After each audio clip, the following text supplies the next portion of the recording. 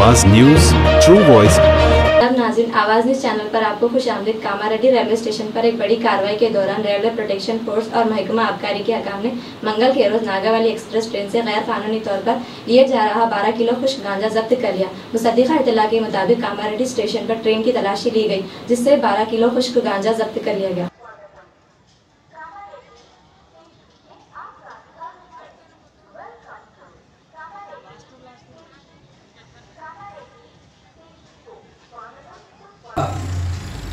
నాకు ఈరోజు నాగవల్లి ఎక్స్ప్రెస్లో ఈ యొక్క గంజాయి రవాణా జరుగుతుందనే సమాచారం లభించింది. దీంతో మేము ఎస్పీఎఫ్ వాళ్ళతోటి ఆర్పీఎఫ్ వాళ్ళతోటి మేము సంయుక్తంగా దాడులు నిర్వహించి ఈ యొక్క 12 కేజీల గంజాయిని మేము స్వాధీనం చేసుకోవడం జరిగింది. దీనిపై కేసు నమోదు చేసి దర్యాప్తు చేస్తున్నాము. ఈ విషయమై ఈ యొక్క కామారెడ్డి ప్రజలకు నేను విన్నవించే విధంగా గంజాయి సంబంధించినటువంటి ఎటువంటి సమాచారం ఉన్నచో మాకు చెప్పవలసిందిగా మేము మనస్ఫూర్తిగా కోరుతున్నాం. దీని యొక్క సాయం చేసుకున్నటువంటి గంజాయి విలువ సుమారు 6 లక్షల వరకు ఉంటుందని అంచనా వేస్తున్నాం.